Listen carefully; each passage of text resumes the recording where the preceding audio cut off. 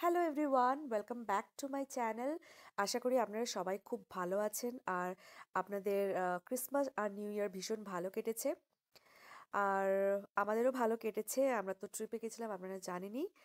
তো যাই হোক, আজকে 8th of January 2025 আর আজকে থেকে মামামের স্কুল খুললো। আর আজকে আমি ব্লগটা এখান থেকেই শুরু করছি। মামামকে আমি স্কুলে ড্রপ করে দিয়েছি, দিয়ে এখানেই পাশে স্টোরে চলে এসেছি। আমার মুখে মাখার একটা ক্রিম শেষ হয়ে গেছিলো, তো সেটা আর একটা লিপ বাম কিনলাম আমি এখানে। তো আমার কেনা হয়ে গেছে, এখন বিল করে নিয়ে বাড়ি যাচ্ছি। তো আজকে তো ওয়েদার ভীষণই মানে কি বলবো, ফগি ওয়েদার, স্নোফল হচ্ছে একদম হালকা হালকা। তার মধ্যে ভিজে ভিজেই আমি গেছিলাম ড্রপ করতে, আর ফিরবও ভিজে ভিজে। তো জানেন তো, যখন সাইকেলটা চালাচ্ছিলাম তখন ওই নাকের ওপর এক একটা করে স্নো ড্রপলেটস পড়ছিল আর ওটা ছিটকে ছিটকে পড়ছিল। সেটা দেখতে না ভীষণ ভালো লাগছিল। তো যাই হোক, এখন আমি বাড়ি চলে এসেছি। আর বাড়ি এসে এখন যে ক্রিমটা আমি কিনে এনেছিলাম, সবার আগে আমি ওইটা অ্যাপ্লাই করেছি। তার কারণ আমার মুখটা ভীষণই ড্রাই হয়ে গেছিলো।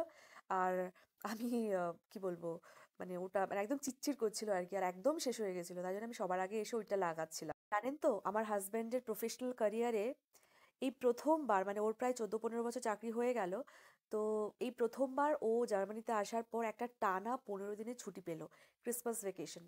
মানে সত্যি কথা বলতে এত ভালো লেগেছিল, মানে রেজুভিনেট করার জন্য নিজেকে ভীষণ ভালো একটা ব্যাপার। আর জার্মানিতেই এসব বলে এটা সম্ভব মেবি। আর সত্যি কথা বলতে এত ভালো সময় কাটিয়েছি আমরা, মানে দেরি করে ঘুম থেকে ওঠা থেকে শুরু করে সকালবেলা সেই সবসময় হাসল বাসল। তারপরে যখন ইনফ্যাক্ট আমরা যখন ইন্ডিয়া থেকে জার্মানিতেও শিফট করলাম, তখনও এত স্ট্রেস, এত পেপার ওয়ার্কস, এত সব কিছুর মধ্যে দিয়ে গেলাম। তো এই ব্রেকটা সত্যি দরকার ছিল। তারপরে এখানে এসেও ইনিশিয়াল সেটেলমেন্টের জন্য প্রচুর কাজকর্ম করতে হয়েছিল। তো এই ব্রেকটা সত্যি দরকার ছিল। তো আমার হাজব্যান্ড পুরো রেজিউমিনেট করেছে, তো আজকে থেকে সব কিছু আবার রেজিউম হয়েছে। ওর অফিসও শুরু হয়েছে আর আমার মামামেরও স্কুল শুরু হলো। তো সব মিলিয়ে আজকে থেকে একদম নর্মাল রুটিন শুরু হলো।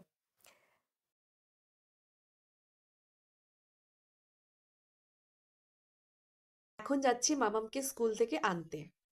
তো চলুন ওকে নিয়ে আসি। মামামকে স্কুল থেকে নিয়ে চলে এসেছি আর ও এখন ঘুমোচ্ছে। একটা ইন্টারেস্টিং ব্যাপার আপনাদের সাথে শেয়ার করি।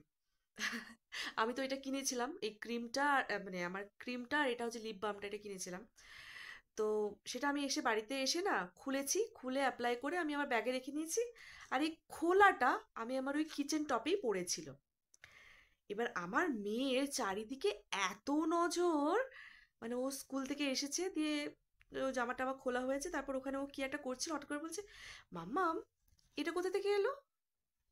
আমি তো অবাক, ও কি করে মনে রেখেছে যে মানে প্রত্যেকটা জিনিসে ওর বাড়ির মানে একদম নজর, এটা যে ছিল না, নতুন এসেছে, শি নোজ দ্যাট।